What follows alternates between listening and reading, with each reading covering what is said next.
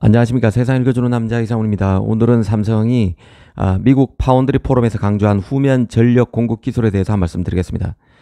삼성은 이번 포럼에서 후면 전력 공급 기술을 2나노 공정에 적용해서 2027년 칩을 양산하겠다고 했습니다. 사실 이 후면 전력 공급 기술은 전류 배선층을 웨이퍼 후면에 배치해서 전력과 신호 라인의 변목 현상을 개선하는 기술인데요. 아직 상용화되지는 않았습니다. 이 TSMC는 2026년 양산을 계획 중인 1.6나노에 적용한다는 계획이고, 인텔은 연내 양산을 준비 중인 2나노에 이 후면 전력 공급 기술을 적용한다는 계획입니다. 삼성도 추격의 고삐를 바짝 재겠다는 뜻입니다.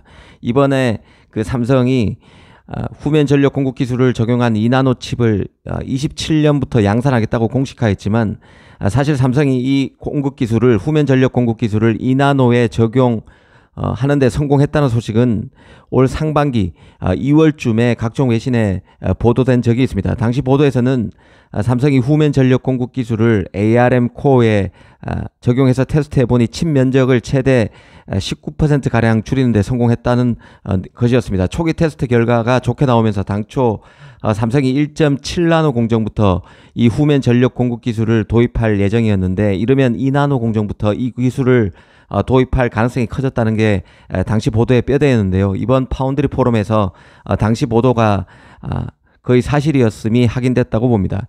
이 삼성은 이 후면 전력 공급 기술에 애착을 보여왔습니다. 지난해 하반기 일본에서 열린 기술 심포지엄을 통해서도 이 후면 전력 전송 시스템을 활용할 경우에 기존 전면부 전력 공급 기술보다 프로세서 면적을 한 15%가량 줄일 수 있다고 밝힌 적이 있습니다. 칩 면적, 다이 면적이 줄어든다는 뜻은 더 많은 트랜지스터를 패키징하고 성능을 높이거나 주어진 칩의 비용을 줄일 수 있음을 내포하는 것입니다. 이 후면 전력 공급의 또 다른 이점으로 언급되는 게 바로 배선 길이가 짧다는 점인데요. 이 배선 길이가 기존보다 10% 줄어드는데, 이 와이어 길이가 줄어든다는 얘기는 저항을 감소시켜서 더 큰 전류가 흐를 수 있게 합니다. 전력 공급이 개선되고 전력 손실이 최소화된다는 뜻입니다. 지금 AI 칩 산업에서 가장 중요한 게 바로 효율적인 전력 소모죠. 그런 측면에서 아마 도움이 크게 되는 기술이라는 뜻입니다. 결국 2나노는 이 파운드리 승부처가 될 수밖에 없습니다. 삼성은 3나노부터 게이트 올 어라운드를 적용하는 승부수를 띄웠지만 팹리스를 모으는데 실패했습니다. 성과가 부진한 상황이죠. 이런 상황에서 2나노에서 후면 전력 공급 기술도 적용해서 또 한번 업그레이드에 나선다고 이해하시면 될 것 같습니다. 이 TSMC와 인텔 입장에서 보면 2나노부터 이제 핀팻에서 게이트 올 어라운드로 구조를 바꿉니다. 2나노에서 트랜지스터 구조를 바꾸는 큰 변화를 겪는데요. 그리고 나서 TSMC는 1.6나노에서 곧바로 이 후면 전력 공급 기술을 적용하고, 인텔은 게이트 올 어라운드 적용과 동시에 후면 전력 공급 기술을 적용하기 때문에 매우 야심찬 로드맵이라고 볼 수 있습니다. 이 성공하면 큰 도약이 예상되지만 수율 안정화에 골머리를 앓을 가능성도 배제하긴 힘들 것입니다. 사실 인텔이 가장 강조해 왔던 게 바로 이 후면 전력 공급 기술입니다. 인텔은 이 기술을 자체 네이밍해서 파워비아로 불러왔는데요. 이 펩 겔싱어가 과거 인텔이 차세대 반도체 경쟁에서 승리할 수 있다면 이 세 가지 기술 때문에 승리할 수 있다고 강조했었는데, 이 바로 승리의 키가 될 세 가지 기술이 리본팻, 하이 NA, 극자외선, EUV 장비, 그리고 파워비아였습니다.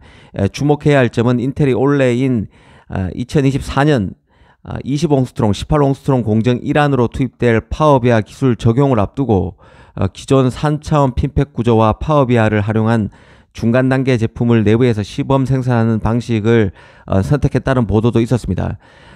이를 통해서 신기술 개발 시 생길 수 있는 위험을 줄이기 위한 조치였는데요.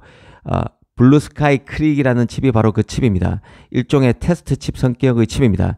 인텔이 이처럼 그 파워비아 기술을 먼저 적용해 보는 것은 이전에 그 14나노에서 10나노급 노드로 공정 기술을 전환하려다 실패한 경험 때문인데요. 이 한꺼번에 신기술을 새 노드에 적용하다 보니 생각지도 못한 오류가 나타났고, 이번에는 그런 전체를 밟지 않겠다는 의지의 뜻으로 파워비아 그리고 EUV 기술 모듈화 등으로 단계적으로 기술을 적용하겠다는 컨셉으로 이해하시면 될 것 같습니다. 그 2나노부터 적용한다고는 하지만 지금부터 벌써 중간 단계 칩을 내놓고 실험하고 있다는 뜻이죠. 특히 올 상반기 인텔은 이 톰스 하드웨어의 인터뷰에서 현재 인텔의 파운드리에 대한 테스트에 나선 고객 칩이 50개가량 되는데 이 중 75%인 37개 칩이 1.8나노 칩이라고 공개한 적이 있습니다. 인텔 1.8나노를 쓰기 위해서 37개 칩이 인텔 파운드리와 접촉하고 있다는 뜻인데요. 지금 시점에서 1.8나노를 준비하는 기업이라면 사실은 애플과 같은 전형적인 빅테크 아니면 기술 측면에서만큼은 최전선을 달리는 스타트업 말고는 없을 것입니다. 다시 말하면 국적을 따지게 되면 죄다 미국 기업이라는 뜻인데요. 미국 기업이 미국 파운드리를 활용하기 위해서 인텔을 직간접적으로 접촉하고 있을 가능성이 있다는 뜻도 되겠습니다. 얼마 전 그 TSMC 최고 경영자들이 자신의 3나노 파생 버전인 N3P와 인텔의 1.8나노를 비교하는 등 그 인텔을 견제하는 발언을 부쩍 많이 내놨었는데요. 이런 것들이 다 이런 동향과 무관하지 않다는 생각입니다. 삼성은 특히 이번 그 미국 파운드리 포럼에서 삼성 파운드리의 칩을 맡기면 메모리와 패키징이 동시에 다 가능하기 때문에 빨리 칩을 받아볼 수 있다는 점도 어필했습니다. 이 팹리스 고객이 파운드리 메모리 패키지 업체를 각각 사용할 경우와 비교할 때 칩 개발부터 생산에 걸리는 시간을 크게는 한 20%가량 단축할 수 있다는 점을 강조했는데요. HBM을 삼성이 직접 만들기 때문에 AI 칩을 삼성 파운드리에 맡길 경우 메모리를 따로 소싱해야 되는 그런 불편이 줄어들기 때문에 시간을 단축할 수 있다는 것이죠. 특히 이런 턴키 수주를 강조하는 데는 삼성의 패키징 기술도 많이 업그레이드 된 상황인 점도 작용했을 것으로 봅니다. 실제 최근에 엔비디아는 TSMC의 패키징 공급 부족에 대응하기 위해서 그간 활용했던 칩본 웨이폰 서브스트레이트 방식 외에 팬아웃 패널 레벨 패키징 기술을 대안으로 찾고 있다는 외신 보도도 전해드린 적이 있습니다. 이 팬아웃 패널 레벨 패키징 기술은 삼성이 주력으로 갖고 있는 패키징 기술입니다. 그만큼 삼성의 후공정 기술도 올라올 만큼 올라왔다는 자신감으로 이번 턴키 수주를 강조하지 않았나 싶습니다. 오늘은 삼성의 파운드리 포럼을 종합적으로 한번 살펴봤습니다. 감사합니다.